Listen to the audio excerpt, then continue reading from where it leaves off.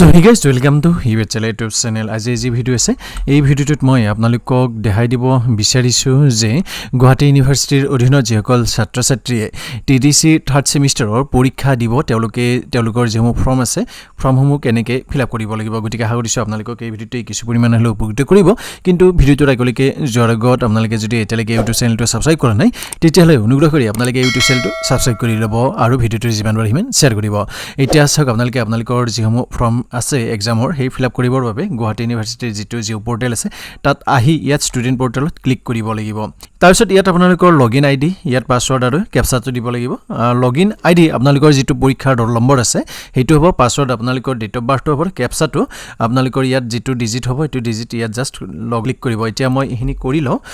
লৈ আপোনালোকক দেখাই আছো আপোনালোকে পৰীক্ষাৰ ফৰ্মসমূহ কেনেকৈ ফিল আপ কৰিব লাগিব লগতে পেমেন্টটো কেনেকৈ কৰিব লাগিব চাওক আপোনালোকে যেতিয়া লগইন কৰিব লগইন কৰাৰ পিছত ইয়াত এক্সাম ফৰ্ম অপশনটো দেখিছে নহয় ইয়াত আপোনালোকে জাস্ট ক্লিক কৰিব লাগিব ক্লিক কৰাৰ পিছত আপোনালোকৰ আগত এনেকুৱা এটা উইন্ডো খোল খাব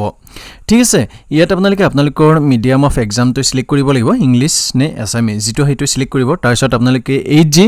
আৰু আপোনালোকৰ যিখন স্কিল এনহান্সমেন্ট সাবজেক্ট আছে হেতু সিলেক্ট কৰিব লাগিব তাৰ বাবে আপোনালোকে জাস্ট ইয়াত ক্লিক কৰিব ক্লিক কৰাৰ পিছত আপোনালোকৰ যিখন জেনাৰেল বা ইলেক্টিভ সাবজেক্ট আছে হেতু সিলেক্ট কৰিব লাগিব যেটো বিষয় হয় আপোনালোকে হেতু ইয়াত সিলেক্ট কৰিব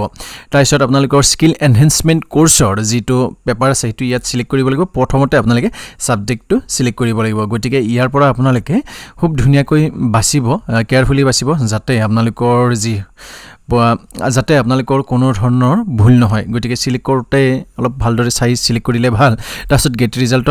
গেট পেপাৰটোত ক্লিক কৰিব ক্লিক কৰাৰ পিছত ইয়াত আপোনালোকৰ এনেকুৱা ধৰণৰ অপচনসমূহ আহিব অহাৰ পিছত আপোনালোকৰ যদি ইয়াত পেপাৰৰ অপচন আহে তেতিয়াহলে আপোনালোকৰ মহাবিদ্যালয়ত যিখন পেপাৰ অধ্যয়ন কৰোৱা হয় সেইখন ইয়াত সিলেক্ট কৰিব গতিকে ইয়াত সিলেক্ট কৰিব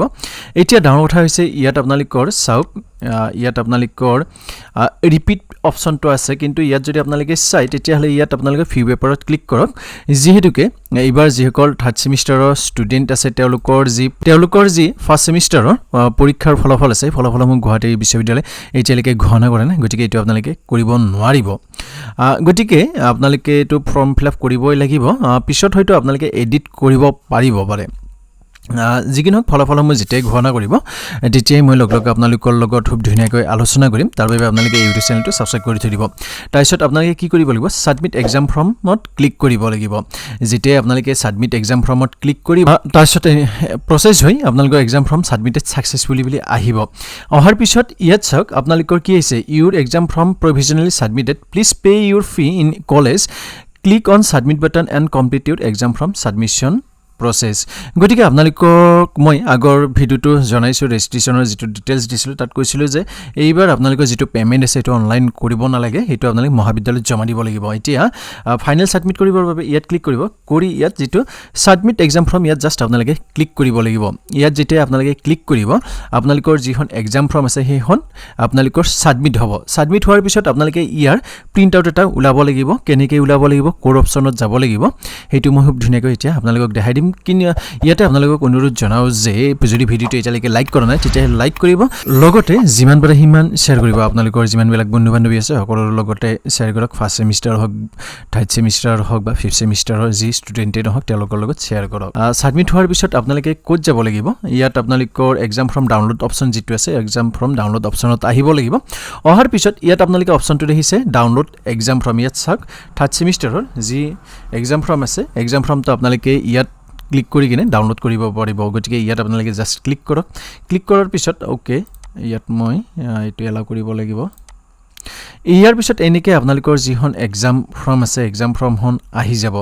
গতিকে ইয়াত মই প্ৰিন্ট আউট উলাব এখন আপোনালোকে প্ৰিন্ট আউট উলাই কিনে মহাবিদ্যালয়ত জমা দিব লাগিব গতিকে এনেকৈ আপোনালোকে ফৰ্ম ফিল আপ কৰিব লাগিব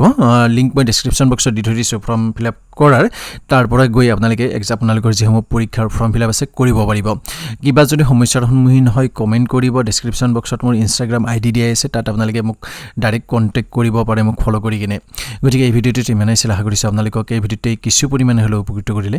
যদি ভাবে আপোনালোকক এই ভিডিওতে কিছু পৰিমাণে হলেও উপকৃত কৰিছে তেতিয়াহলে অনুগ্ৰহ কৰি আপোনালোকে এই ভিডিওটো লাইক কৰক এই ভিডিওটো যিমান পাৰে সিমান শেয়াৰ কৰক যদি এতিয়ালৈকে ইউটিউব চেনেলটো সাবস্ক্ৰাইব কৰা নাই কেতিয়াবা E-PATHSHALA ইউটিউব চেনেল নতুনকৈ আহিছে তেতিয়াহ'লে অনুগ্ৰহ কৰি আপোনালোকে এই ইউটিউব চেনেলটো ছাবস্ক্ৰাইব কৰি লৈ E-PATHSHALA ইউটিউব চেনেলৰ এজন গুৰুত্বপূৰ্ণ সদস্য লগত এটা ভিডিঅ'ত লুকুৱা প্ৰতিশ্ৰুতিৰে আজিলৈকে মই জৰিক কলিতা এই ভিডিঅ'ৰ পৰা বিদায় ল'ব বিচাৰিছোঁ ধন্যবাদ জয় আই অসম